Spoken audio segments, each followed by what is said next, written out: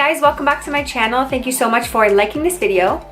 What is this? What is this? And subscribing to my channel. It really means a lot to me. All right, so I posted a poll on Instagram and this topic got the most votes. So today we're going to be talking about how to drop people/things. And before we get started, I just wanted to say again, I am not a licensed therapist, counselor, blah, blah, blah, whatever. So do whatever you like with this information. I am just sharing my opinion, thoughts, etc. All right, so we all have really busy schedules, busy lives. We have school, we have work, we have family, friends, relationships, and then social life, whatever, every single thing in between. So personally, what I do is I make sure that I spend all of my time very wisely. So that includes the people that we're hanging out with, that we're choosing to spend our time with, and whatever other activities that we're choosing to do. So I think we all have those people in our lives. They can be friends, they can be acquaintances, they can even be family members who spending time with them does not serve us at all, and in fact it actually drags us down.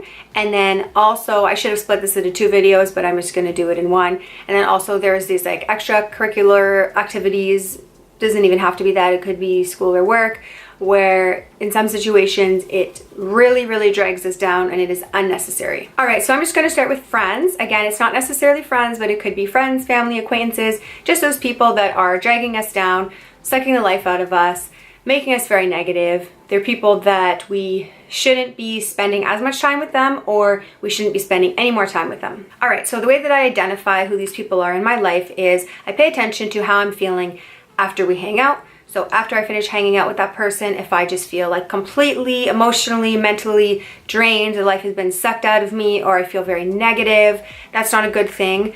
Another thing, if we don't share the same interests, morals, values, and then our conversations are just very surface level, then in my opinion, I could be having this type of conversation with like a barista or with a complete stranger, and I don't believe that the type of conversations that I should be having with my friends should just be so surface level. And the last thing is if it's always take on their end and always give on your end. So obviously sometimes our friends are going through things, we have to be there for them, but if that's how the friendship is all of the time, or the relationship is all of the time, where it's always about them, they're only talking about themselves, they really don't ask you about how your life is going or anything about yourself, and you're just giving, then that is another clue. So the way that I deal with that is I would set boundaries. So that would be boundaries with how often you see the person, for the length of time that you see the person.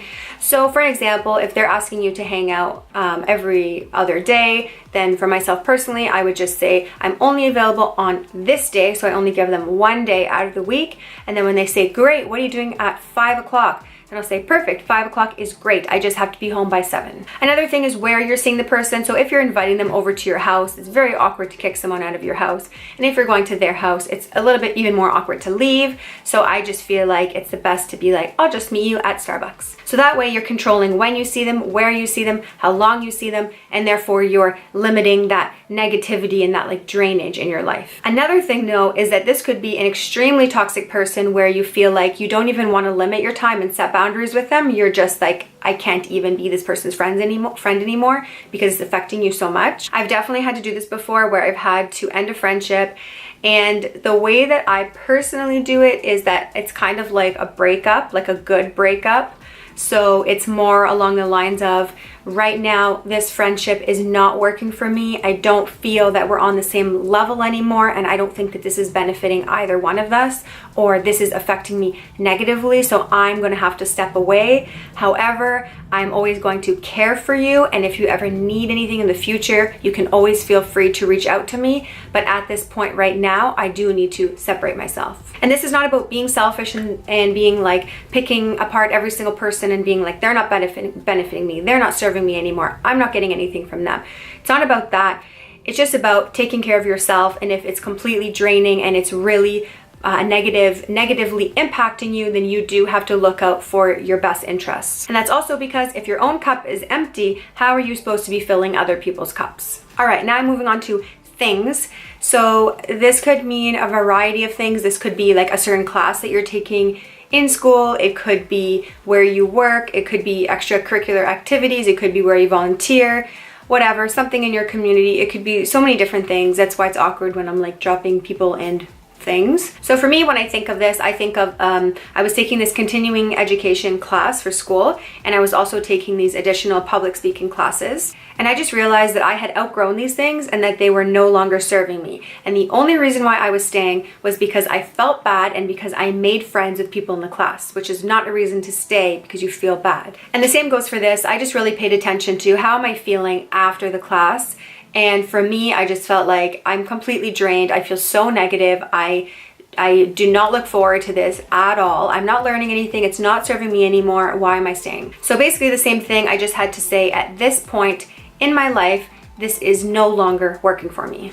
And I didn't even go into details further than that because sometimes you don't have to explain yourself. Sometimes it's just not working for you. So that's it. Again, I think that we're all really busy people and we need to choose so wisely how we spend our time and who we are spending our time with. Especially if you're really working on yourself and you're immersed in self-development, then you're going to know a lot quicker who you are, what you want, and what you're willing to put up with. And that way you'll know right away what is serving you and what is not. And the last thing that I wanted to leave off with, one of my friends always says this, I have the quote wrong, but it's something along these lines, which is, if it is not serving you, it is not serving anybody. All right, that's it. Thank you guys so much for watching. And next week, I'm going to post a video about how to stop worrying. So I'll see you guys next week. Bye.